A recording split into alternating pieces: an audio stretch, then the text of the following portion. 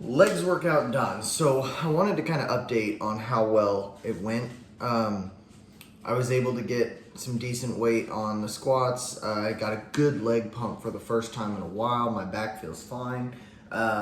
So I'm gonna continue to do shorter leg workouts, separated anterior to posterior chain. It just feels better.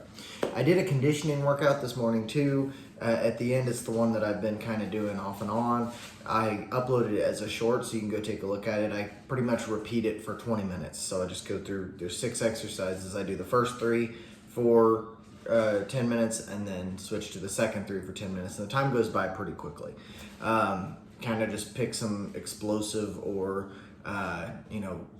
high energy requiring movements and then just put them back to back, and that's pretty much all there is to it. Kind of focus on core too, just because breathing and working on a contracted core is really good for explosiveness, athleticism, building up your abs, and just overall conditioning. So that's kind of what I did this morning. I've got everything packed up for work. I've got a long day ahead of me, another 250, 300 miles to drive today. I'm getting my daughter ready for the day, and so I'll check in with you guys later.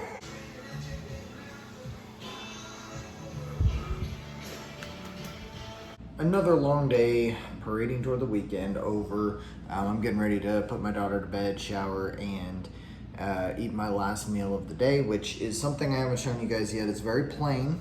I'm warning you. I've got 4 servings of egg whites, so it's 20 grams of protein there, and 158 grams of rice for the carb.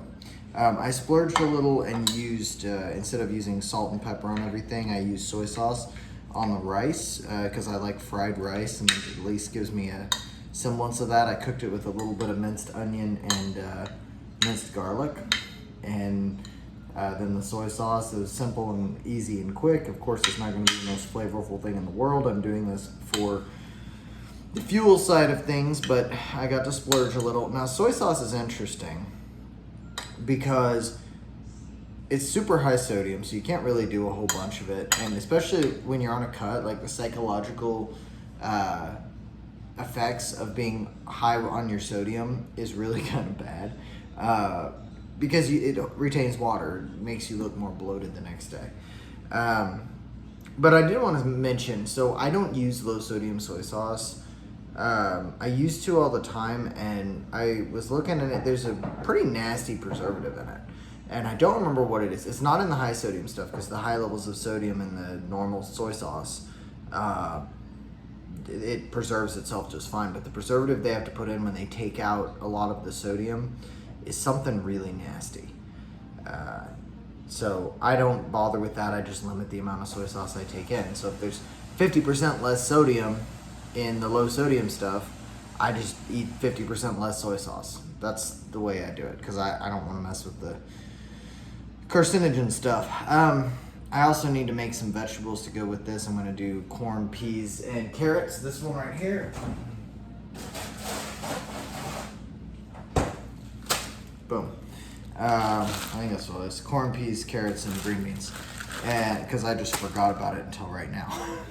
So I'm going to make myself a couple of cups of that and warm it up real quick and just eat that. So veggies in. This is my second 2-cup serving of veggies for the day. I've had 2 servings of fruit and got plenty of protein. So diet-wise, I'm doing good still. I've had a couple of opportunities even today to slip up, and I didn't. Good for me. So today I did a conditioning workout after legs, and it just brutalized me. I can't even tell you how rough that was. Veggies done. I'm gonna try this. I've not actually made this like this before.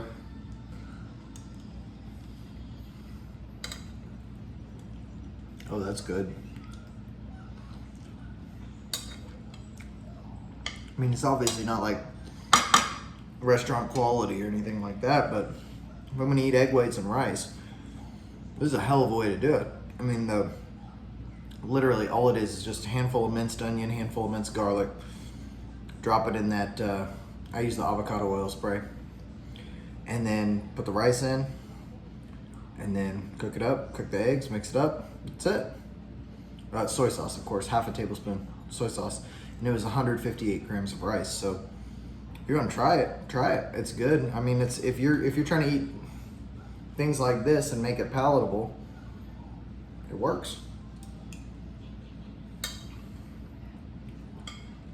Now, I know some people have an issue with soy sauce. I don't. There's not really any reason to think that it's going to do anything negative to you as long as you don't eat so much that your sodium levels are ridiculously high. Okay, I need to stop talking and finish the video. Or stop eating and finish the video. The vegetables are the hardest point for me still. Again, it's not because I don't like them. It's just really hard for me to remember to eat them.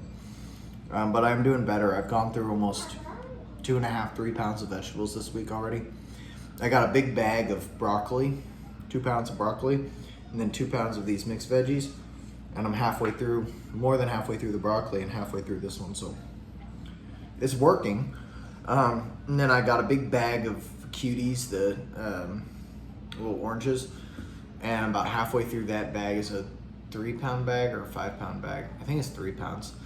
I'm eating about half of that, and got a 3-pound bag of pears. I'm halfway through that. So the fruits and veggies are covered. You know, fruits and veggies are awesome because you can kind of pick what you want as long as you get like green veggies and you know, something cruciferous, you know, for some of them.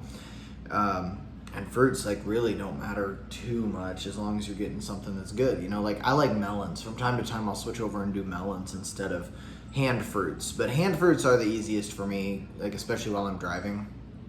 Because I drive for work and I have to be safe while I'm driving and eating.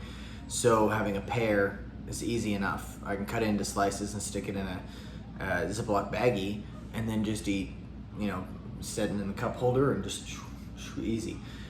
Easy and safe. And then the same with the oranges. So I just peel them and leave them set in a baggie.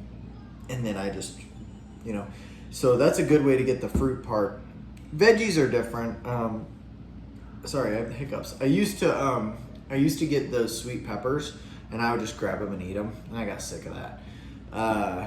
And then I've also done steamed broccoli, like the full heads of broccoli, and then just put them in a baggie and just eat those. And I don't mind it, you know, cold as long as they've been steamed. It's fine. But you know, I just try to keep it as easy to eat as possible. I think next week I'm gonna do something different with meal prep. We'll have to see how that works out. But I'm feeling pretty good about this right now. Like I've lost about, you know, coming up on 1.5 pounds. Obviously, like I said before, some of that's water weight, but I'm probably gonna be about 1 pound of fat down by the end of the week if I continue my trend here. I feel better with the cardio I'm doing. The way that I'm lifting makes me feel better. Even with as tired as I am with, you know, work being exhausting and everything, I feel better this week. So that, you know, it makes me happy that I found something that's like kind of working for me. My daughter's hiding under a blanket over there. What, baby? Yeah, you're under the blanket. She's so silly. I have to go put her to bed, and we have to make a quick store run. My wife's out of cold brew. I'm out of eggs. I don't know how that happened. I bought 2.5 dozen eggs at the start of this week. I think she's sneaking them from me. The important thing is, you know, when you're eating food like this, like make it tasty, make it something that you can at least, like that's at least palatable. Just eating plain chicken and rice like Ronnie Coleman is, I mean, I wouldn't want to do that, you know? And if you're not planning to step on stage as a pro bodybuilder, there is literally less than no reason to do that. Eat things that make you feel good. Eat things that make you want to come back and eat more of them. Don't make your diet unnecessarily hard. Make it sustainable. You know, as much as I hate most fitness influencers and, you know, their little smarmy methods of doing things, I've never bought Greg Doucette's cookbook. I never will. because once you think about the principles that he gives you, then you're fine. Also, his cookbook uses a lot of like artificial sweeteners and stuff, is what I understand, because they're calorie free. And I am not a believer in the artificial sweeteners, or things like Diet Coke. I don't like diet soda. I don't drink soda at all. I don't drink alcohol at all. And I think that's like those things are pretty destructive. Like, not that I won't have a drink once in a while if if the time arises with friends, maybe at some point down the road. I haven't sworn it off. I just haven't, and over like a year I haven't had alcohol. So, but the idea that Greg Doucette has is good with the cookbook. Making those low calorie recipes and finding things that are tasty and sustainable, like French toast, great idea. And you don't even need to have like anabolic French toast. Dude, just get some like Dave's Killer bread and some freaking egg whites, and then count in some maple syrup and use it as like a pre-workout meal. And you don't have to go get that sugar-free syrup garbage. I think that stuff is gross anyway. It tastes like pennies. But if you get that just regular maple syrup, factor in, you don't realize how much maple syrup you can get. If it's real organic maple syrup for 100 calories, you can get 2 tablespoons of it. Nobody needs more than 2 tablespoons for a serving of French toast. Man, eat your French toast and maple syrup with the egg white French toast. Man, that's just good stuff. And then you could even, I'm not a huge fan of like the turkey sausage, turkey bacon. I'd probably just go with some more egg whites on the side for protein, but whatever it is, man, eating clean doesn't have to be like, it doesn't have to be miserable for you. Find things that you like. Like, that's kind of the whole message here. I know that I tend to ramble a little bit, and I'm sorry about that. I like to make this real. One of my biggest complaints about fitness influencers in general is that people that talk about fitness try to overly edit stuff, and it's not real. Like, a lot of their conversations aren't real. They're scripted. A lot of the things that they eat, their reactions to it, all of that stuff is scripted for a lot of them. Not all of them, of course. There's some good ones. I mean, I do enjoy a Will Tennyson video once in a while, but and he's highly edited. But I mean, just being authentic, that's like the thing that makes Sam Sulek likable. Dude sits there and just rambles at his camera, and people like that because it's like he's talking to you. He's telling you what he really thinks. He's not having somebody come and chop it up. Now, I haven't watched anything of his recently, so maybe he's changed that. I don't know. But I know that his original videos were just, 50-minute to 2-hour, like unedited, like mostly unedited, I should say, just videos of him telling you what's going on. And I think that that's like the authentic way to do it. I hate overly edited videos. So when I rambled, I'm kind of doing it with that in mind. If you like it, I appreciate it. If you don't, I'm sorry.